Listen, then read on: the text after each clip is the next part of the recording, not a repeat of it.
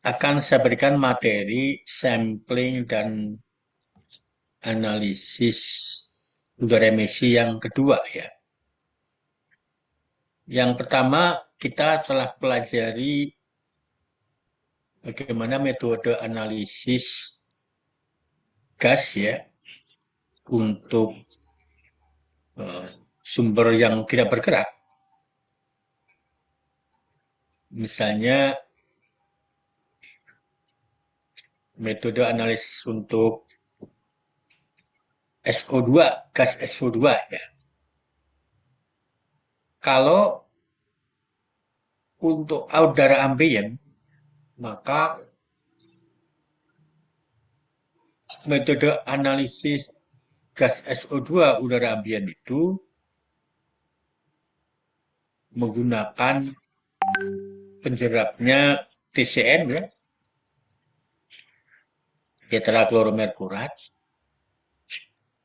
Kemudian reaksi warnanya adalah rosanilin ya.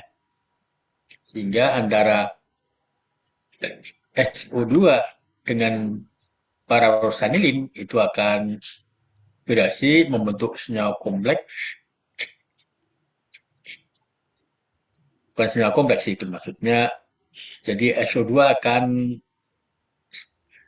mensubstitusi salah satu atom H pada struktur pararosanilin ya, sehingga terbentuklah warna kemerahan.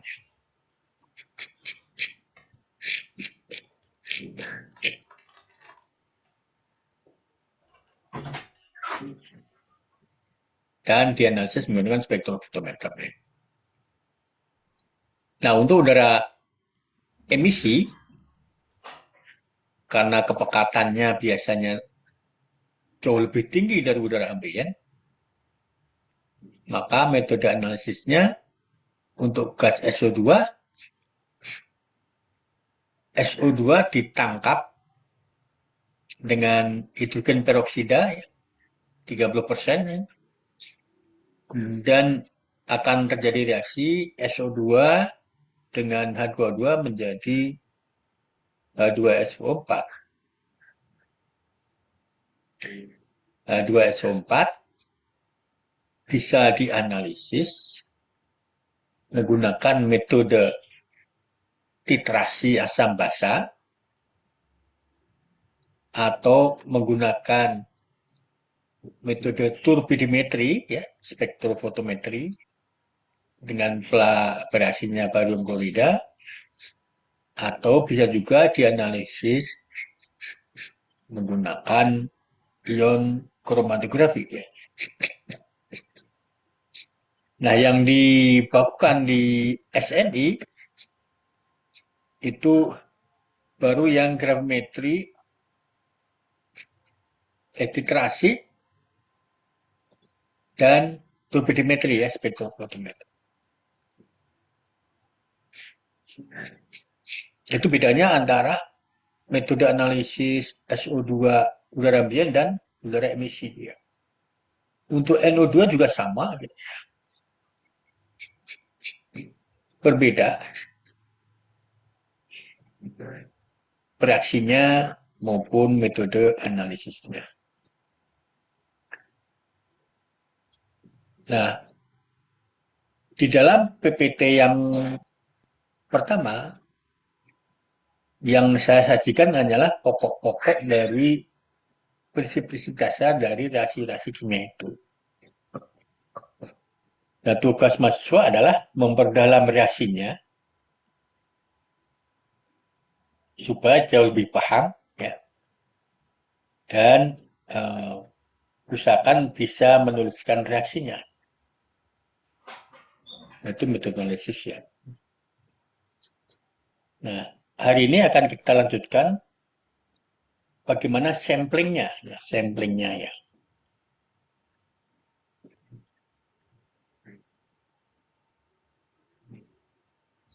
Ini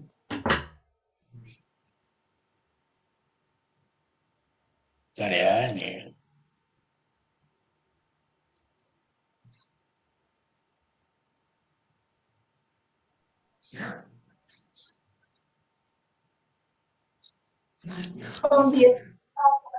Nah, ini ya.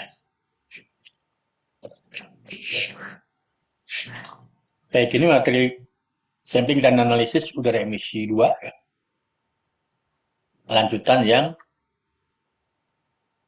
metode analisisnya.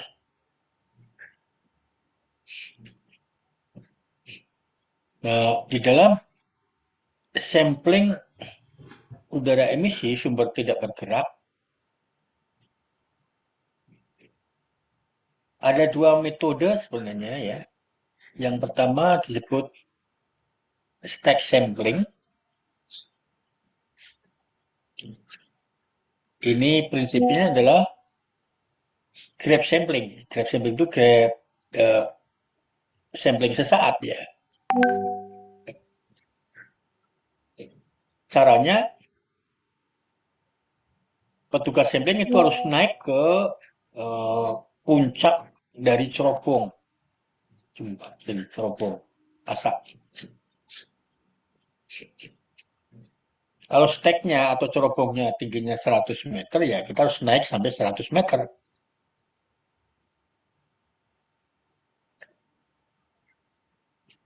Yang kedua ada juga continuous sampling. Continuous sampling itu alatnya dipasang permanen, dimonitor secara kontinu di ruang kontrol ya, sehingga tidak perlu memanjat-manjat gitu ya. Baik, kita pelajari yang stack sampling gas ya, grab sampling dulu ya. Nah, ini adalah metode lama yang sangat populer ya.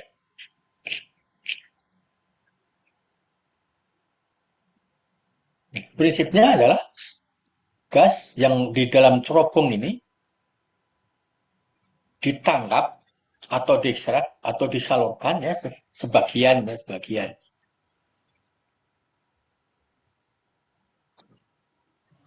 Kemudian polutan yang terserap itu ditangkap dengan filter kalau itu partikulat atau diserap dengan larutan penjerap khusus ya, jika itu polutannya gas ya. Kemudian volume udara yang terserap, temperatur dan tekanan diukur sehingga kita diperoleh data-data yang bisa kita gunakan untuk menghitung konsentrasi gas. Nah, larutan hasil penjerapan gas atau filter hasil penjerapan partikulat itu dibawa ke laboratorium untuk dianalisis. Kemudian hasilnya disajikan dalam satuan miligram per normal meter kubik ya. Nah, yang peraturan baru itu N-nya ini dibuang ya. Nggak pakai N lagi ya. Tapi pemahamannya semua diukur, dikonversi atau dikoreksi pada suhu dan tekanan standar ya. Nah, untuk sampling cerobong asap atau stack sampling udara yang dihisap itu lajunya harus sama dengan laju gas yang keluar dari cerobong. Maka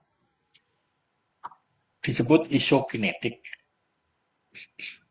Jika samplingnya tidak isokinetik atau katakanlah lebih tinggi dari laju gas keluar, maka hasil analisisnya akan lebih tinggi dari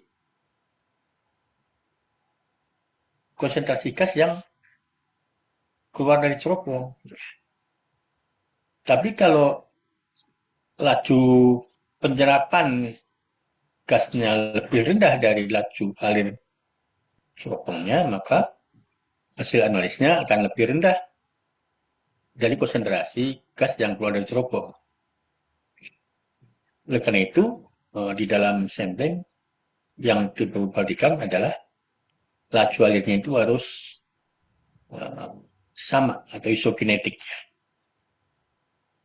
Nah, bagaimana supaya samplingnya bisa isokinetik? Apa saja yang harus diperhatikan?